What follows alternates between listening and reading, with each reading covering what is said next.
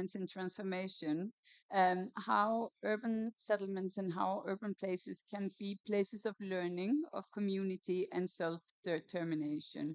So my name is Solveig Helga Sofonesdottir. I work for an organization called Climate Kit, and we are Europe's leading climate innovation community and agency.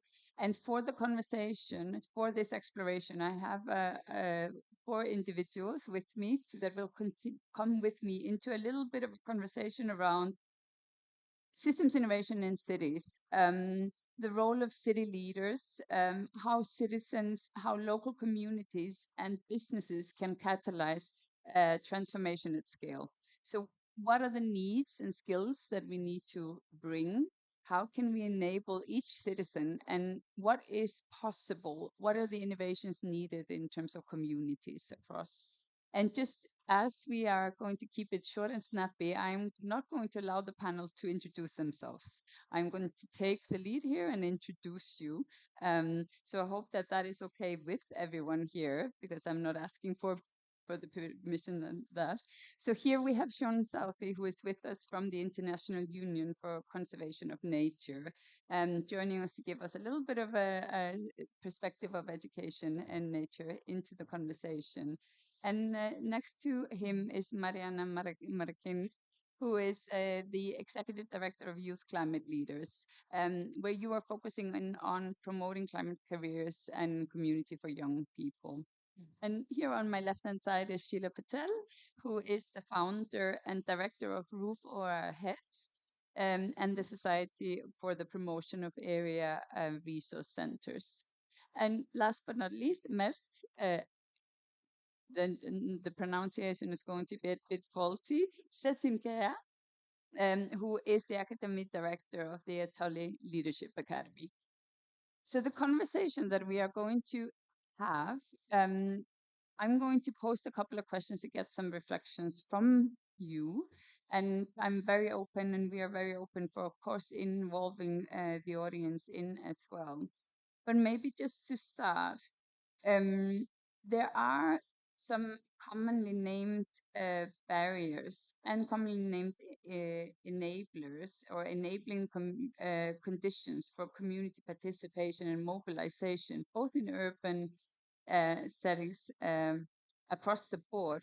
I would love to hear what are the conditions that need to be in order for citizens to be able to play a larger role in community building in their local context? And what equally is it that city leaders and regional leaders need to equip themselves with to be able to embrace participation and engagement from citizens? And maybe with that long question, maybe if I start on your side here, Sean and Mariana, to get a couple of perspectives from you. Hi, I'll start off by being quite quick. For me, in my mind, there's four profound enablers of community engagement. The first is integration. We have to be looking across sectors, and we're here at a climate COP.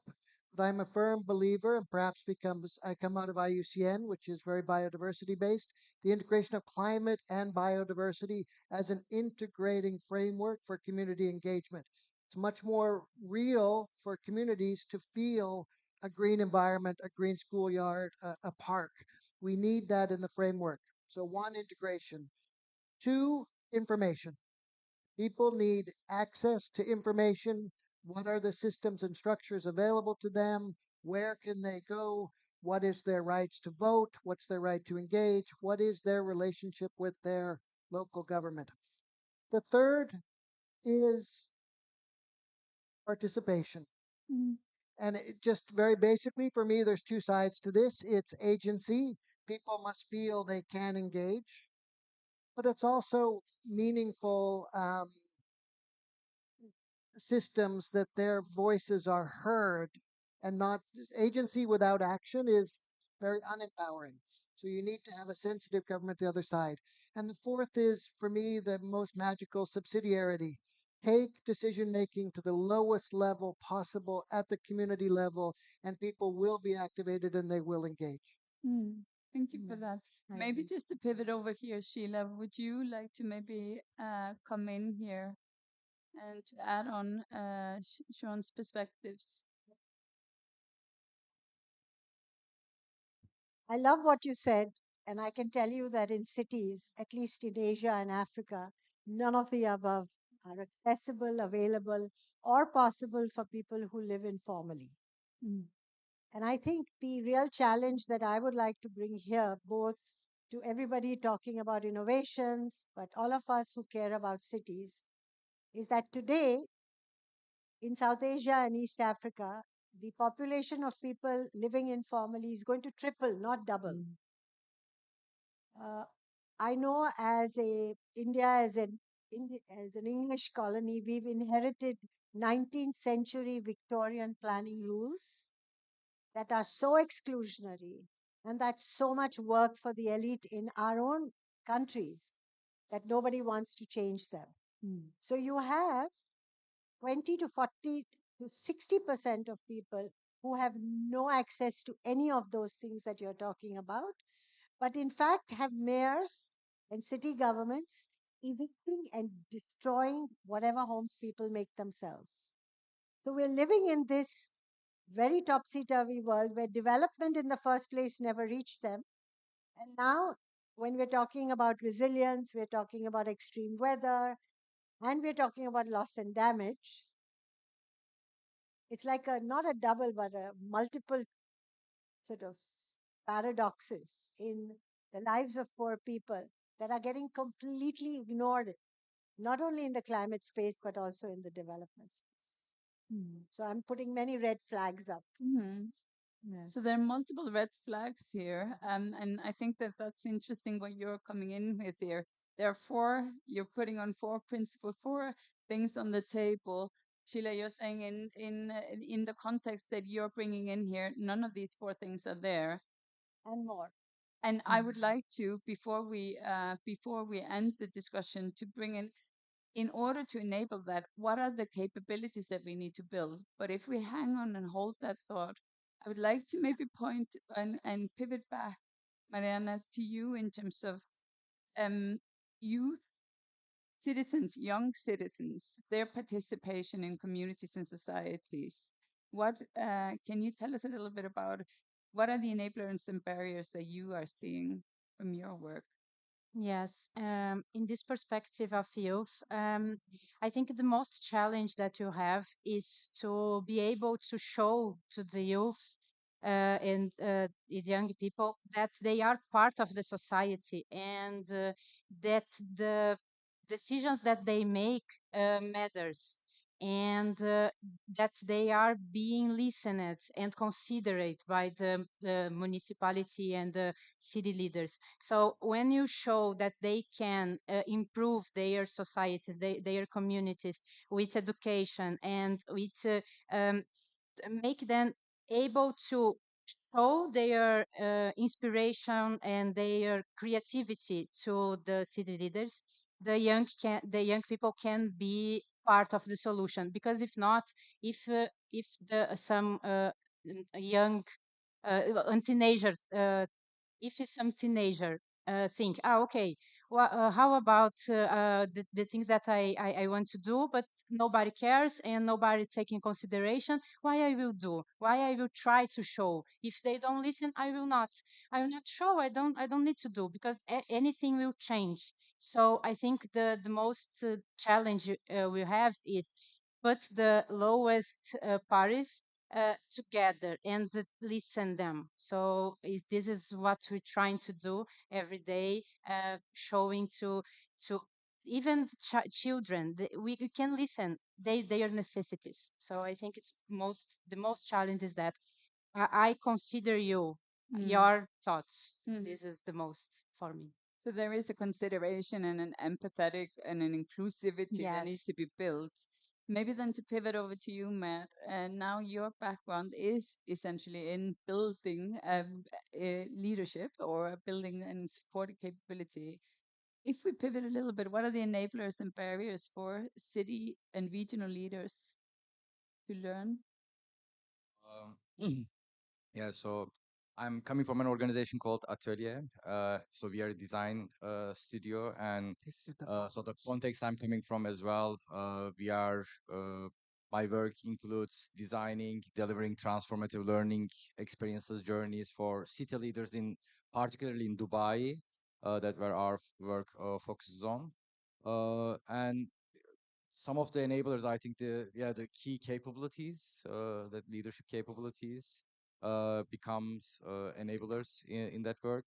And generally, the programs that we design is focused on design for people to embody design-driven mindsets, design-driven transformation practices, but which is uh, kind of that there's always these mindsets of empathy, collaboration, experimentation, which kind of, I would say, there's a red thread in that, with as a core capability we see as a relational literacy, in a way that how these city leaders can see their work as their core work as enabling healthy relationships that enable many other healthy relationships, right? So how do you bring the quality of an healthy community to your work, to your projects? That becomes a kind of a, maybe I can talk a bit more about it later, but is a key enabler, having healthy relationships, basically. Fantastic. And thank you, Jane, for your swift entry into our panel last minute. Very good dedication and welcome.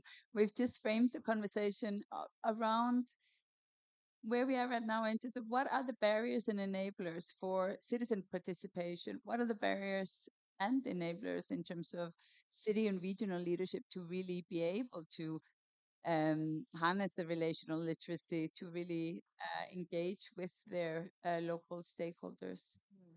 Well, thank you. Thank you so much. And my apologies for being late, but I'm so happy to be on this panel. I followed the work of many people. Sheila, I followed your work at a distance for many years, so it's a huge honor to be here and to meet you. And what I'll say is, I'm Jane with Dark Matter Labs. And what I'll say is that specifically with regard to settlements, and I'm not sure exactly how you framed urban settlements, but urban settlements as we have understood them are changing a lot, and they're also changing rapidly in many parts of the world. Mm-hmm. I'm based on Turtle Island, also called North America, where encampments in cities are growing quite rapidly. The number of houseless people is growing quite rapidly. And so we're also working in that context, including with indigenous communities on new methods of creating legal mechanisms, governance mechanisms, financial mechanisms in order to address some of the deepest challenges. And I'll really say two things about enablers and barriers. And the two words are financialization and quasi sacralization. And I'll tell you why I'm using those. So, property and property ownership, as we have understood it, and as it has in some ways worked for many, Mm-hmm. yeah, exactly how it's played out, how it's worked for a certain few, and many in many cases as well over the years. We're at a major transition period where we need to actually question some of our deepest assumptions about how society works, Mm. including relationships to property and property ownership. And we have quasi sacralized what property means. And it's really important to question that and look for new methods of ownership, of shared ownership, of self ownership of land and of nature, and so on. So that's one. And then the other one is financialization. And that is, we know how housing markets as they are driving inequality massively within countries, between countries. It's going to rise with migration. And housing needs to be considered a place to live first, rather than an investment and a financial asset first. And there are ways to do this, and plenty of ways to reimagine our legal systems and our financial systems to do that. It takes imagination, it takes courage, and it takes a lot of will, but we have what we need to do that. Mm. Thanks. So if I reflect on what it is that you're saying here, then one of the key capabilities for uh, city leaders, regional leaders, is to really have that future literacy of being able to uh, um, envision these structures, those systems in a completely different way. And back to your point, Sheila, about actually being able to um, uh, put to rest those archaic structures that do not simply do not serve the people that and exclude these individuals that could be active participants if they actually had a starting place, a safe space to start. Maybe here to pivot the conversation into if that is one of the key um, factors or one of the factors to consider. We've talked about relational literacy. We talked about being able to really understand how to put current systems to rest. I want to pivot back to you, Sean, and you. We talked a little bit about what are what are things that have to do with the natural our natural systems? What can city leaders, what can regional leaders learn from our natural systems? What is important for them to build capability in order for them to be able to really support places of learning and community building? I mean, we live in a very complicated time because we have 70, 80, 90% of our world population increasingly in urban settings and increasingly, therefore, distanced from nature at a time when we need to be closer to nature. We're promoting a few profound concepts in our work. One is nature based leadership, reshifting the way we look at leadership so it actually builds on ecological models, embracing diversity, celebrating difference, augmenting the margin and putting it in the center. The other is nature-based education, recognizing that nature is a teacher, nature is the schoolyard, nature can be curriculum, is curriculum, and really reframing the educational system. And for me, in an urban context, these are powerful entry points. City government leadership is the the the gateway to citizen engagement. If your city leaders are open to diversity and complexity, they'll embrace people. And schools. The new center of gravity is the school. And I look to places like Paris that have greened 600 schoolyards, made green oases. And these oases were made for cooling, for climate, for education, for student outcomes, for student health. Finding these centers of gravity and putting them in the middle of the new urban context for me are important ways to scale innovation. Hmm. How do we how do we equip these individuals, these humans that are under pressure?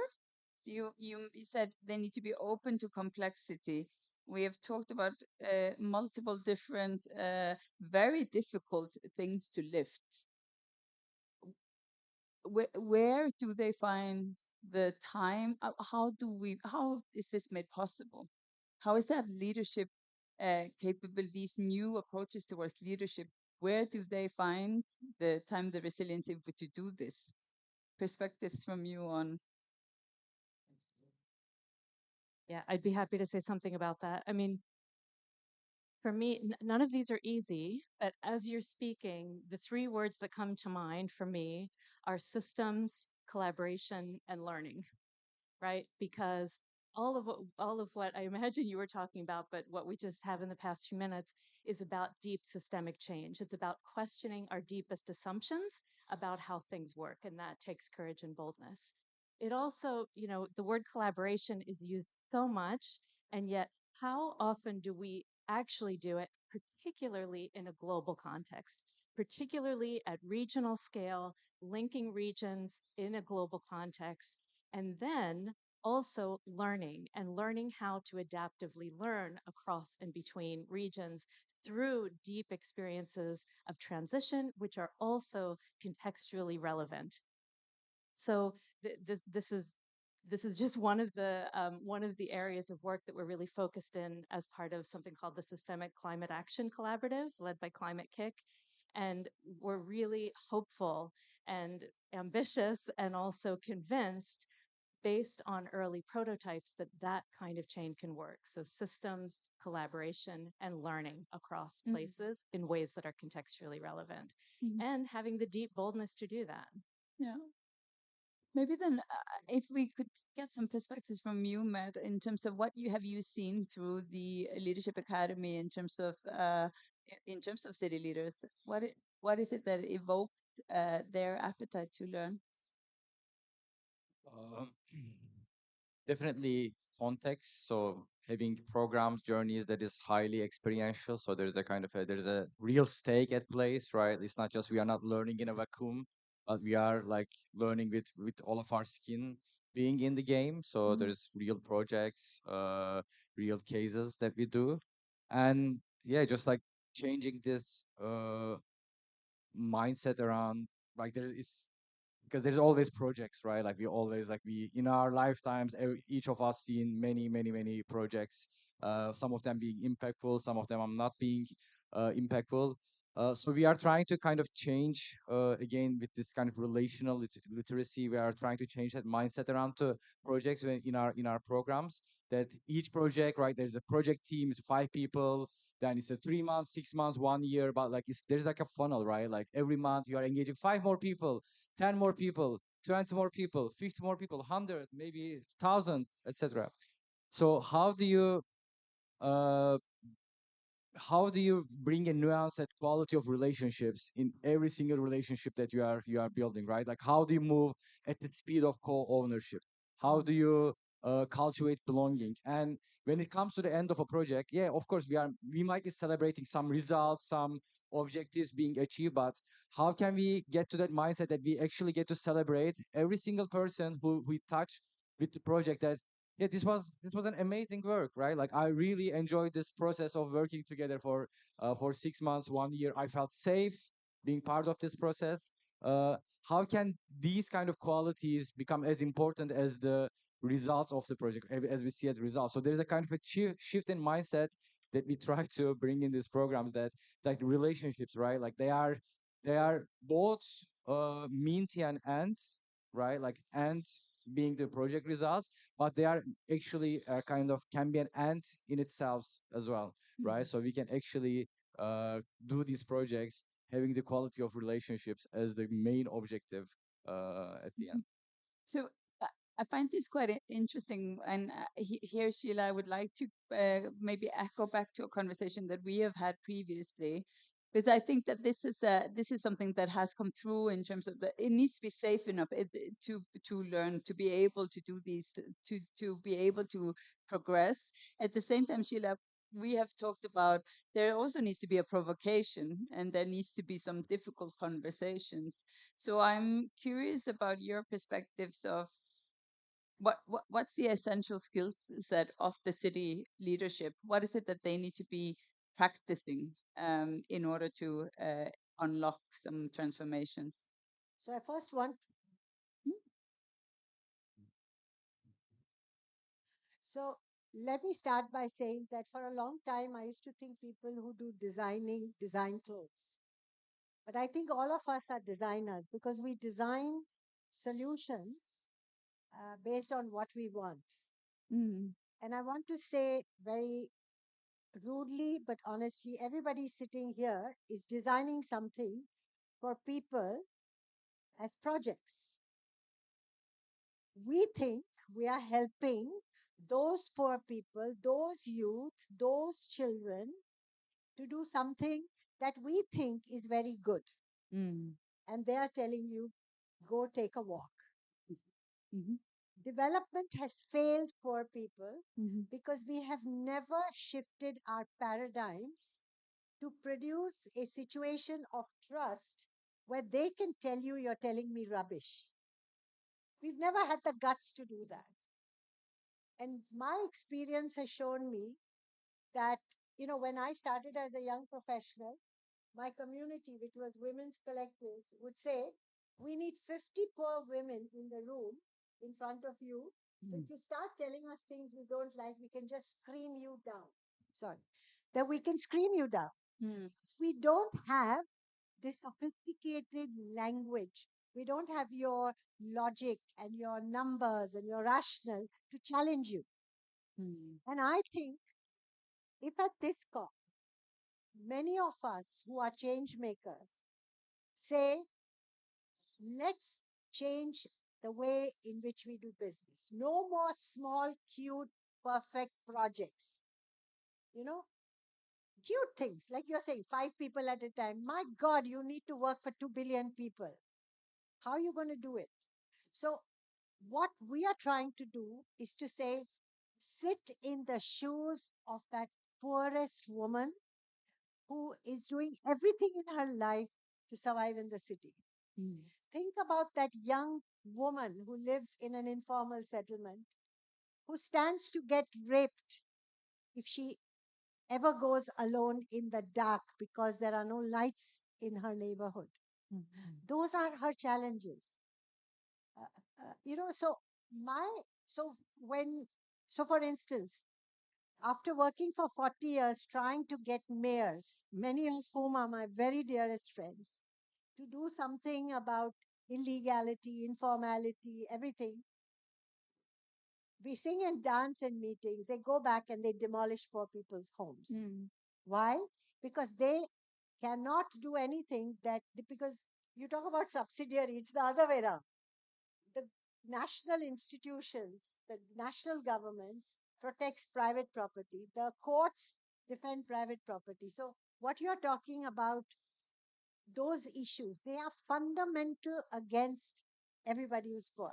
Every poor person in an informal settlement is doing things that bring them income but are completely illegal Mm. because they don't have formal legal structures to do things. Mm. So I think that we need to have the guts, and look at all of us who do intermediary projects.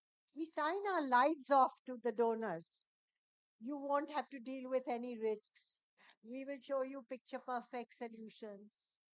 And everybody forgets that project and that program. You and I have been here for so long. We can, I know like, you know, I know so many projects that are like dead.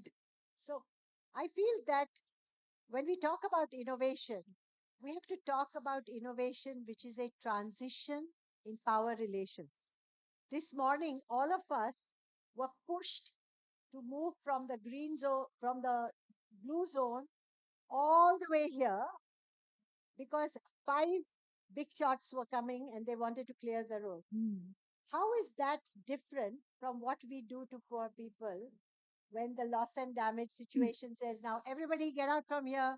Where are you taking us? You're not going to die here. We're going to take you there. Mm. That's what we are doing.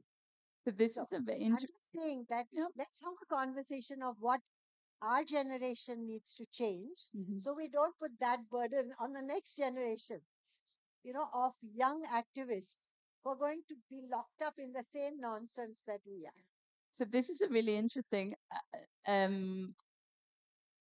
pivot in our conversation because it comes back to those power shifts and how do we actually challenge all kinds of settings that we sit in. We sit here, we are the panel, you sit there, you're the audience. How can we actually shift our ways of being, and how then can we perhaps shift the concepts around regional and city leadership as well?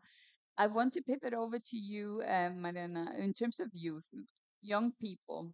How can they, and back to Sheila's sort of demand here of that we change our ways so that there is more opportunity for youth to come into the conversation in a different way. There's been a massive focus on youth for this COP, for multiple other climate action initiatives. Mhm. what what needs to change in terms of the way that we embrace youth, embrace participation from youth in your perspective? Okay. I think the youth are taking spaces actually very well since this last 5 years. I think that there is an improvement of this taking space, but I think we need to start very early showing to the children and during the school or at home very soon, showing that all the things that we do is for people, as you were saying. So showing the empathy and teaching the empathy for the all the person, all the people, uh, and because and show that every profession can be a profession with impact, because I don't need to be just a lawyer and take care of my clients and okay, I can be a lawyer, taking care of my clients, and work with impact for something. And if you start as soon as possible to do this in every each possible country, and to the most part, the rich countries, because okay, we have all this situation in Brazil, for example, we have the people learn how to protect themselves out streets, and that they need to do something, and they see all the problem, and they need to fight and need to go through and find a solution. But the other people that as me are my friends that we've born in privileges position, and if I don't care with the other, I just go and do my profession and do my things and my life alone. So okay, we need to improve the all the communities that needs to be improved in the settlements, but you need to look for the people who already have and show okay, you need to keep doing the things and doing best uh, for the others too. So you can do something with impact. And yes, no, Wonderful. and is this we and not we can, we must do. I must do something. All of us are here. We must do the things best, better than we are done. So we need to keep. So I think this is a connection. As she say was saying, okay, we have all these problems in the infrastructure. We need to do and build a better societies. But the people have already have, they need to do better. Yeah. So I So think maybe here, 2 points before we start moving to a close of the conversation. I feel like we are back to education here. You're saying it needs to start early. We need to change in terms of the way that we are working with our education systems. So Sean, I would be curious to hear a couple of words on that from you. But at the same time, I have to say personally, I feel a sense of urgency in terms of changing education for future generations. We are sitting here now. We have city leadership sitting across the board now, regional leadership. We are here now. So, what is it that is in terms of our rapid reskilling, our rapid uh, mindset shift that needs to happen? But So I'm a firm believer that the answer to the problem already lies in the community. mm, It lies in women in informal settlements. It lies in banking. It lies in planning. It lies, every sector has its innovators. The challenge is to surface those, to mhm, empower those, share those, and give people the agency and the ability to act on them. And that's a global systemic problem. We don't celebrate local success. We don't enable success to be replicated at the scale that it could be. Um, I remember one of my dearest lessons from a community member out of Costa Rica, and he said, "We typically takes us 7 or 8 years to learn a new innovation. And if the next community could take 7 or 8 years to learn. But if we go to the next community, they learn in 2. And how do we create a campesino community to community model? And that means we have to change the way we look at schooling, at education. But it's not in the traditional form of education, which is top down, where the teacher is leader. The student is also a co creator of the classroom. Nature is a co creator of the classroom. Climate is in the classroom, it's in the curriculum, it's in the poetry, it's in the literature, it's in the science. It's an integrated approach that's bottom up and empowering. For me, that would be, I mean, we need 50 of these innovations to scale. So education is just one. mhm, Planning, schooling, parenting, there are many, many, but the answers are there. But maybe then to pivot over to you, Jane, because I'm curious about your perspectives on um, what is possible for those that sit right now. For those that are sitting right now in the positions of needing to perhaps step away from power, needing to learn and unlearn. Yes. Great question. I love this topic. And for me, it's also very much, is this on? Can people hear me? Can people hear me now? No. Okay, now Yeah, I no, think so. yes, Okay, thank you. now I can hear you. Thank you. So part of this is institutional change. And when I say that, don't think that it doesn't mean we have to change all of our institutions immediately, although in some cases we should. But to come back to youth, for example, I think we can create mechanisms which are adjacent to our existing institutions, which can have transformative change. So I'd love to give two examples. So one is the idea of creating a mayor for the future and a civic assembly for the future that would be adjacent to city government, that would be led by younger people, be elected by younger people, represent future generations as well as the more than human world. And so this would be a way, it could be at neighborhood level, it could be at city level, but this would be a way to work adjacent to existing government to have access to rules and regulations and legitimacy, but also be much closer to people and especially youth and provide for more perspectives also of future generations. So that's one. Another one is really at the scale, even at the scale of UNDRIP, or the UN Declaration of Rights of Indigenous Peoples, which countries who are adhering to that, and even it's now happening at city and regional scale, which cities are committing with Indigenous nations and Indigenous communities to make those commitments to realizing that. Now, what that means is that rights of Indigenous peoples to self determination, and we know that Indigenous peoples have been all over the world massively protecting biodiversity in ways that most populations do not. So it's absolutely critical, including in urban contexts. Mm-hmm.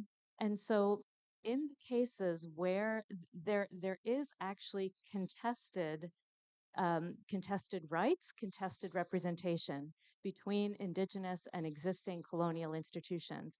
And I think that's a very healthy thing. I mean, that is where we need to be, and that is where we need to be pushing boundaries. And so the fact that contestation exists, the fact that we're learning much more from not only indigenous, but also many, many other forms that are non European centric forms of wisdom systems, knowledge systems, governance, legal, financial systems. This is also where we need to go in order to hybridize our institutions, which in many cases are no longer fit for purpose and for the futures that we're moving into. Mm.